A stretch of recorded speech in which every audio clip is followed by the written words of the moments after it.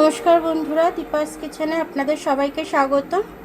আমি আজকে এগ কারি মশলা করব, সেটাই আপনাদের সাথে শেয়ার করব। তো চলুন আমি এগ কারিটা কীভাবে করি একটু দেখে নিই। তো ডিমগুলো আমি ফাটিয়ে নেব। ডিমটাকে আমি ভালো করে ফেটিয়ে নিলাম নুন দিয়ে। এবার আমি এটা ভাজতে চলে যাবো। এখানে ফ্রাই প্যানে আমি তেল দিয়ে দিয়েছি। ডিমের ভুজিয়াটা বানিয়ে নিচ্ছি আমি আগে ভালো করে। ডিমের ভুজিয়াটা আমার হয়ে গেছে, নামিয়ে নিচ্ছি আমি। ফ্রাই প্যানে তেল দিয়ে দিয়েছি, পেঁয়াজটা ভেজে নেবো এবারে।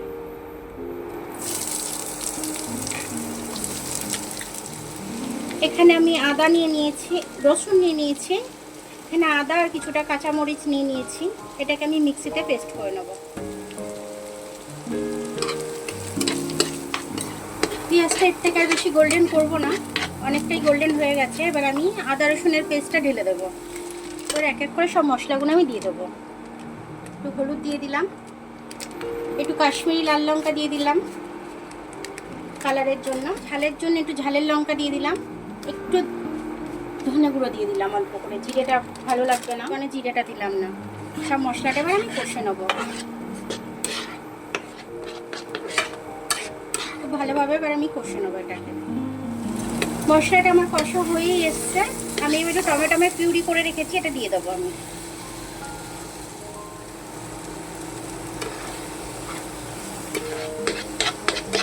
এটা কাঁচা গন্ধটা চলে যাওয়া অবধি আমি এটাকে ভেজে নেব।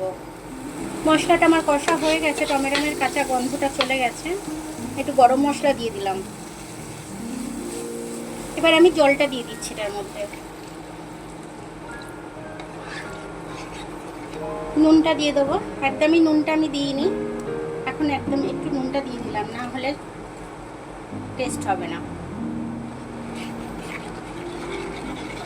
ঝোলটা আমার ফুটে উঠেছে, আমি এবার ডিমেরটা দিয়ে দিচ্ছি, ডিমের ভুজিয়াটা দিয়ে দিচ্ছি।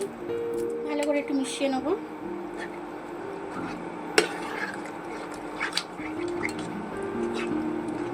এটা আমি চাপা দেবো না, এরকমই হতে দেবো আমি। মশলা কারিটা আমার হয়ে গেছে, আমি একটু ধনে পাতা দিয়ে দেবো এটার মধ্যে। কিছু ধনে পাতা ধুয়ে আমি কুচিয়ে রেখেছি, দিয়ে দিলাম।